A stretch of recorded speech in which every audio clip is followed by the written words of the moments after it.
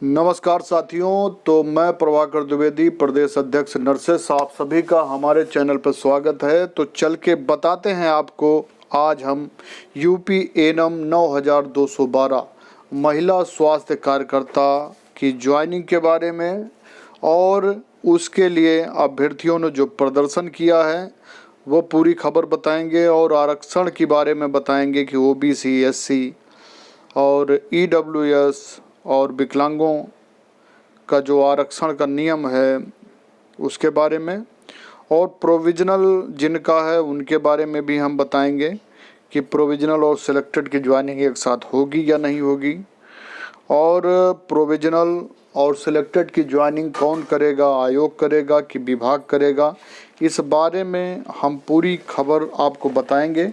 तो इसलिए निवेदन है कि आप लोग बराबर चैनल से बने रहें, जुड़े रहें, जिससे आपको पूरी खबर मिल सके। तो देखिए, जो आज अखबार की सुर्खी बनी वो राष्ट्रीय जजमेंट नाम का एक अखबार है जो हिंदी दैनिक लखनऊ और बहराइच से प्रकाशित होता है। उसमें दिया गया है कि उत्तर प्रदेश अधीनस्थ सेवा चयन आयोग एनएम परीक्षा में आरक्षण में गड़बड़ी को लेकर बच्चों ने किया धरना प्रदर्शन। लखनऊ उत्तर प्रदेश अधीनस्थ सेवा चयन आयोग परीक्षा में आरक्षण में गड़बड़ी को लेकर बच्चों ने किया धरना प्रदर्शन, और इसमें मैं पूरा पढ़कर आपको सुना देता हूं, क्योंकि ये जो मेरे पे प्रिंट आया है ये क्लियर नहीं है, लेकिन यह है कि इसमें डेट वगैरह स्पष्ट है। तो इसमें दिया गया है कि मुख्यमंत्री कार्यालय पर एनएम परीक्षा के रिजल्ट सही ना होने पर बच्चे उतरे मैदान में। तो लोग मुख्यमंत्री से भी मिलने गए थे। काफ़ी संख्या में बच्चों ने किया धरना प्रदर्शन। परीक्षा के परिणाम असम्मानजनक को लेकर परीक्षार्थियों का धरना प्रदर्शन जारी एवं आरक्षण पर भी सवाल खड़े किए हैं। आरक्षण में धांधली हुई है, ईडब्ल्यूएस को ज़्यादा आरक्षण दिया गया है। वहीं पर कुछ दिव्यांग बच्चे भी थे जिनका कहना था कि दिव्यांग कोटा न देने के कारण परीक्षार्थी वंचित रह गए। परीक्षार्थियों का कहना है कि जिनके अंक 3 हैं वो स्वास्थ्य विभाग में नौकरी करने के लिए योग्य हैं। जिन परीक्षार्थियों के 40 से 50 मार्क हैं वो स्वास्थ्य विभाग में नौकरी करने के लिए योग्य नहीं हैं। आरक्षण को लेकर बहुत बड़ा सवाल खड़ा किया है। आज इसी को लेकर सारी बहनें माननीय मुख्यमंत्री योगी आदित्यनाथ जी को ज्ञापन दिया तथा इसके पहले उत्तर प्रदेश अधीनस्थ सेवा चयन आयोग कार्यालय पर पिकअप भवन लखनऊ में भी धरना दिए थे और इनसे जांच की मांग की, जिसमें 9212 पदों पर महिला स्वास्थ्य कार्यकर्ता को नियुक्ति करने का प्रस्ताव उत्तर प्रदेश अधीनस्थ सेवा चयन आयोग को दिया गया था, जिसमें 9212 पदों के लिए 8831 को चयनित किया गया है। आयोग के अध्यक्ष प्रवीण कुमार की अध्यक्षता में हुई बैठक में परीक्षा परिणाम को मंजूरी दी गई।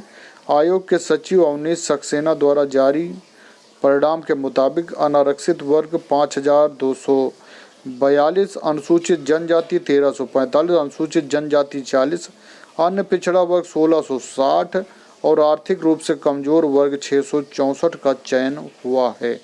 तो ये राष्ट्रीय जजमेंट की खबर है, और इन्होंने कहा है कि लखनऊ उत्तर प्रदेश अधीनस्थ सेवा चयन आयोग में परीक्षा में आरक्षण को लेकर गड़बड़ी, जबकि ऐसा वहाँ पे जो आयोग में जो अध्याचन होता है उसके आधार पर भर्तियाँ होती है। लेकिन ये अखबार की जो सुर्खियाँ हैं इनसे घबराने की आवश्यकता नहीं है, क्योंकि ये लोकल अखबार हैं। दूसरी चीज़ कि हमेशा जो चीज़ ज़्यादातर लिख के देते हैं वही लोग छाप देते हैं।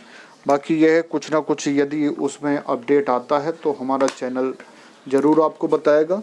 बाकी एक चीज़ ये हम बताते रहे हैं कि सिलेक्टेड एनएम और प्रोविजनल जो हैं, जिनका अनरिजर्व में सिलेक्शन हुआ है, जिनके अच्छे नंबर थे, उन्हें कास्ट सर्टिफिकेट दिखाने की कोई आवश्यकता नहीं पड़ेगी।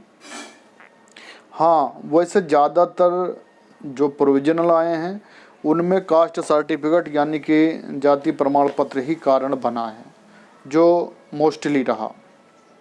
क्योंकि प्रोविजनल का, और एक बात ये भी बता दें कि जो प्रोविजनल हैं उनके डीबी के बारे में भी अब आशंका लग रही है कि आप लोगों का डीवी जो दोबारा से है वो आयोग द्वारा होता है या आपके डिपार्टमेंट द्वारा कराया जाता है, स्वास्थ्य परिवार कल्याण विभाग द्वारा। क्योंकि अगर विभाग द्वारा होता है तो हो सकता है आप लोगों की ज्वाइनिंग इकट्ठा हो जाए। वैसे मैं तो चाहता हूं कि आप लोगों की ज्वाइनिंग इकट्ठा ही हो, सिलेक्टेड, प्रोविजनल। और विधल्ट वालों से ये कहना है कि आप लोगों का जो अंडर इन्वेस्टिगेशन लिखा हुआ है उसके लिए सभी लोग जाकर एक बार आयोग में ज़रूर बात कर लें, नहीं तो आप लोगों का काफ़ी लेट हो जाएगा और हो सकता है आप लोगों का ना हो।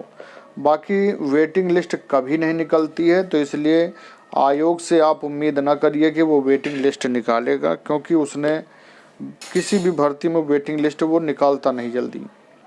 बाकी प्रोविजनल कैटेगरी में EWS, SC, OBC और अनरिजर्व सभी हैं। और उसमें जो गड़बड़ियां आपके पेपर में उनको आप लोग देख लीजिए, नोट कर लीजिए, चेक करा लीजिए। और उसका अभी जब लिस्ट आएगी, नोटिस आएगी, तो उसमें एक आध एफिडेविट भी बनवा लेना। बाकी जो संभव हो, जो सही हो सकता है उसको आप लोग करवा भी सकते हैं। और अभी ये कंफर्म नहीं है कि आप लोगों का जो डीवी है प्रोविजनल वालों को डिपार्टमेंट करेगा कि UPSSC करेगा। और ज्वाइनिंग के लिए भी अभी क्लियर नहीं है कि प्रोविजनल, सिलेक्टेड और विदल्ट वालों के एक साथ होगा या नहीं होगा। वैसे एक साथ हम तो चाहते हैं कि एक साथ ही हो। एक चीज़ ये बताना चाह रहा कि EWS में ज़्यादातर जो गड़बड़ियां हैं वो लोगों ने पुराने EWS जमा कर दिए थे, जबकि 2021-22 का जमा करना चाहिए था, क्योंकि उसमें वैलिडिटी जो है 3 साल की किसी में दे रखी है। बाकी जो ईयर होता है उसको आपको चेक कर लेना चाहिए था, फाइनेंशियल ईयर। और फॉर्म भरने के लास्ट डेट से पहले का होना चाहिए था, यानी कि आपका 1 अप्रैल 2021 के बाद का हो और लास्ट डेट से पहले का हो फॉर्म भरने का। प्लस बहुत लोगों ने उसमें कहीं कमी देखी तो ओवर राइटिंग कर ली।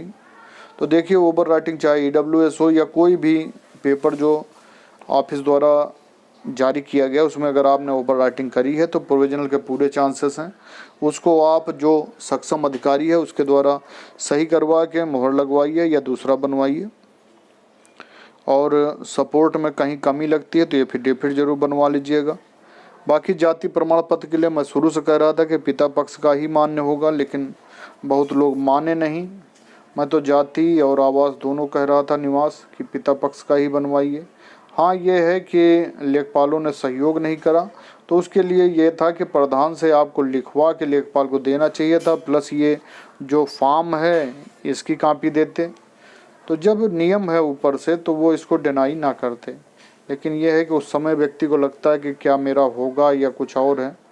बाकी पुराना जिनके पास था और नया दोनों था, उन्होंने जमा किया, साथ में एफिडेविट जमा किया, तो उनकी उम्मीद की वो लोग सिलेक्टेड में रहे। कुछ लोगों ने हस्बैंड का जिन्होंने जमा कर रखा है, बाद में पुराना पिता का जमा करा, वो भी प्रोविजनल में आ सकते हैं। तो ऐसी स्थितियां हैं। देखिए, आगे जो भी निर्णय निकलता है वो हम बताते रहेंगे।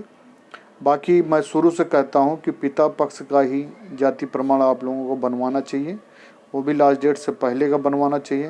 बाकी कहीं पे कोई कमी आपको दिखती है तो वो एफिडेविट जो है आप उसमें लगा दें, ठीक रहता है। बाकी और भी मैं देखता हूं, यदि कोई जानकारी मिलती है आप सबसे रिलेटेड तो उसका एक मैं सेपरेट वीडियो बना के डाल दूंगा। बहुत बहुत धन्यवाद।